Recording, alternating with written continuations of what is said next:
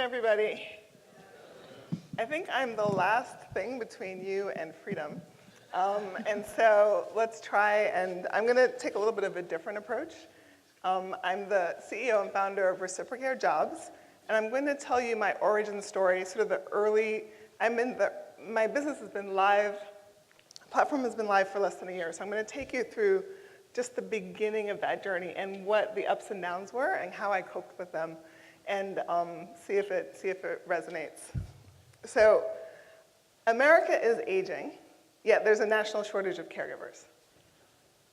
Home care agencies, nursing homes, assisted living facilities, they're all scrambling to find caregivers. They're spending thousands of dollars every month. They're turning away clients because they can't staff cases.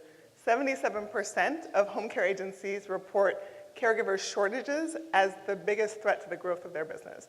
So caregivers are home health aides, nursing assistants, patient care technicians. They are mostly women on the front lines of healthcare and definitely the backbone of the senior care industry. So we have this dynamic with the largest baby boomer generation in history, the providers that serve the senior population struggling to get enough workers to serve those cases. And I saw a disconnect between that story and the experience of the people I care about. So I'm a public health physician. I went to Harvard, I went to Princeton. I have lots of fancy degrees, but I'm also the child of immigrants. And people I care about struggle to find enough work. I have a sister-in-law who works as a CNA in home care. My mother spent her entire career in nursing homes. And caregivers juggle multiple jobs at the same time, trying to piece together enough hours to pay their bills. So how does that make sense in a world where employers are turning away clients because they can't find staff? There's a brokenness in this marketplace. And that was much too tantalizing a problem for me to resist. So my career before starting Reciprocare was in public health. I used to work for USAID. I was a medical officer. I did global HIV work, traveling to Eastern and Southern Africa, Central Asia, the Caribbean. Amazing work. I left a job that I love because I wanted to see a different way of creating opportunities for the low-income workforce that serves our nation's seniors. So I spent a lot of time immersing myself with caregivers. I had focus groups, we had events, did one-on-one interviews, and then I joined the professional associations for home care and senior care, and I got advisors, I engaged in startup programs. I was the most well-researched would-be entrepreneur on the planet. And I figured out the solution. I had a three-part technology solution that was going to transform the entire industry. So first, I was building a common app for caregivers. So who applied to college using a common app? Because when I applied to college, I had to fill out pieces of paper. But now, when somebody's applying to college, they can sit behind a computer, fill out a single application, and that application goes to school after school after school. You can do it in your pajamas. Well, right now, when caregivers look for work, many of them physically go into offices, fill out paper applications, or fill out online applications with the help of the staff there. But there's a lot of chaos in the process of searching for a job. It's time-consuming, it's frustrating, and we thought, okay, let's take a common app approach to job applications for caregivers. That's part A. Part B would be to make the vetting documents that are required for employers to verify before employing a caregiver. Let's make those easy to access. And then let's create this huge database of caregivers that employers would be able to access to find the right fit caregiver for their clients. So that was the magic, that was the solution, right? We're gonna build technology, it's gonna bring efficiency to this process and accelerate time to hire. Well, it was not that simple. So first, I did a pilot without technology. I used like a SurveyMonkey type tool. I put out ads and I started recruiting caregivers. And I sent them this brilliant application and nobody filled it out. Not one person, like it was preposterous actually. Nobody filled it out. So I started to sit down one-on-one with caregivers actually at IO Spaces, the old IO Spaces, and I watched the digital divide unfold in front of my eyes. There were women who didn't understand how to scroll, the idea of expanding or shrinking your screen, that you could even tap a field and that enter data as a result of it. There were many, many people who couldn't engage with the process of applying for a job because they weren't tech savvy. And the technology, the way that job applications are traditionally designed is very, very much not user-friendly. So I was like, okay, I had a eureka moment. I was like, okay, we're gonna build the best, most usable technology for people who are not tech savvy as part of our onboarding process.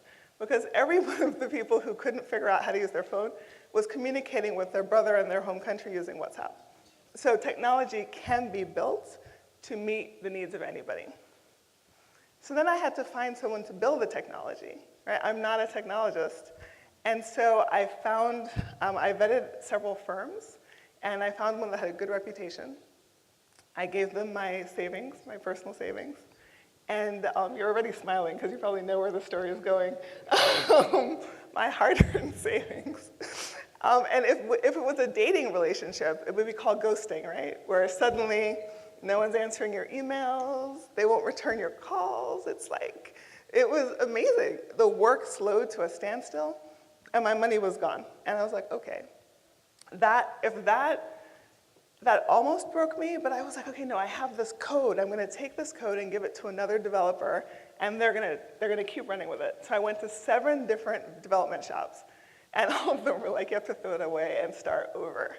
And so there are ups in the entrepreneurial journey, and then there are downs. This was one of the downs.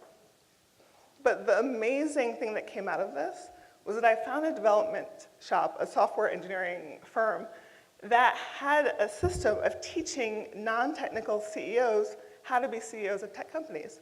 So as part of building my product, I learned about coding, I learned how to take my big vision and break it into teeny little pieces that engineers can build.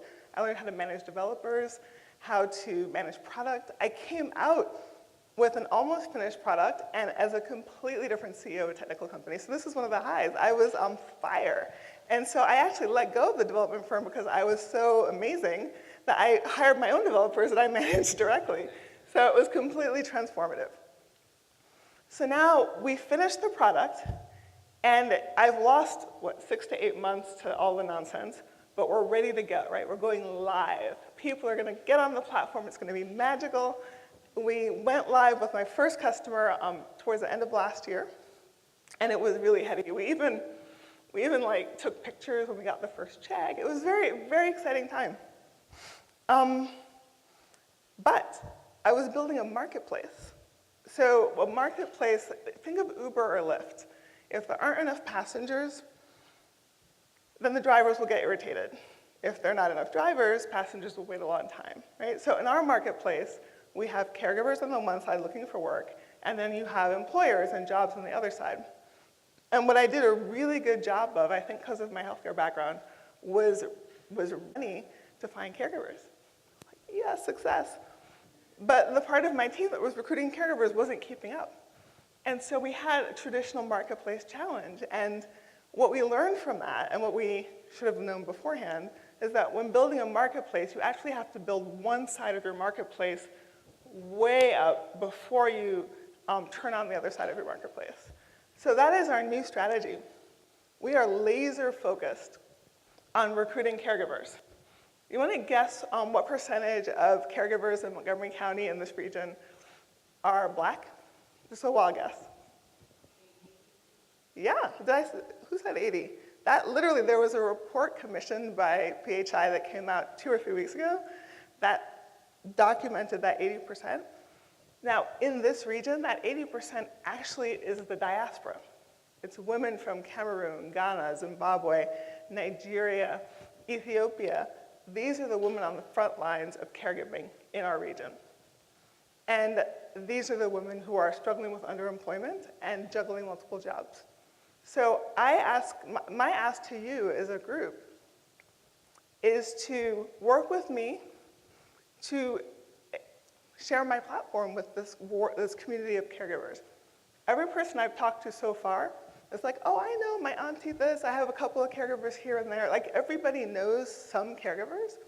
There are community associations, there are churches, there are a number of grassroots strategies that we'd like to employ to complement our digital marketing efforts so as to be able to build the biggest, deepest, baddest, widest, most diverse pool of caregivers in the nation. And it will have started here in Montgomery County. So help us get to 10,000 caregivers over the next 6 months, and let's transform economic opportunity for this workforce.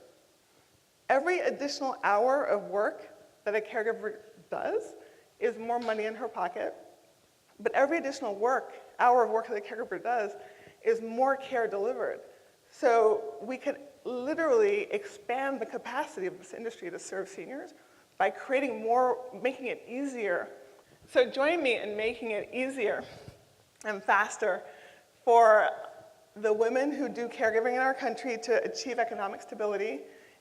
The caregiving fields, their jobs are being added to the economy faster than any other part of than any other job, not just in healthcare, but any other job. So it's the fastest growing field in the country, in part because of this massive baby boomer generation. Help me transform this industry. I turn to you. I'm going to be at my table out in the back, but we are very excited about the potential for transforming the industry, starting right here. Like, our office is at IO Spaces. It's on Georgia Avenue. All of you are here. Let's work together. So that's all I have to say now. I had ups, I had downs. If you start as an entrepreneur, I don't see how you can avoid the downs, but the African ancestry woman, is she still here?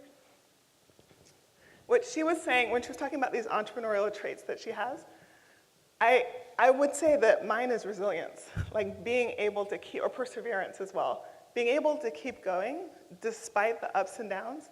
I realized that when you have a certain personality type, which is one who likes to create and solve problems, it's, despite the ups and downs, it's the most gratifying and incredible path to possibly take is the path of an entrepreneur for me. And so thanks for this opportunity to share my mini journey of ups and downs, and let's grow the marketplace. Thank you. Okay, Dr. Brown, just one quick question, because you're transforming an entire industry, right? With everyone's help. As we know, of course, in the region, but specifically Montgomery County, we have two growing demographics, right? The senior, yes, they call it tsunami, but I don't think it's a tsunami. But our senior population is growing. Our younger population is also growing. One of the challenges about caregiving is the fact that right now, the model that is in place, I mean, people have to work 2-3 jobs to make ends meet. Please tell us how your innovative idea is going to change that model, where the caregiver now has almost control of what work they want to do, how much they want to earn. Okay, so now you're taking me into the future vision. So, has anyone used home care for a loved one in the audience?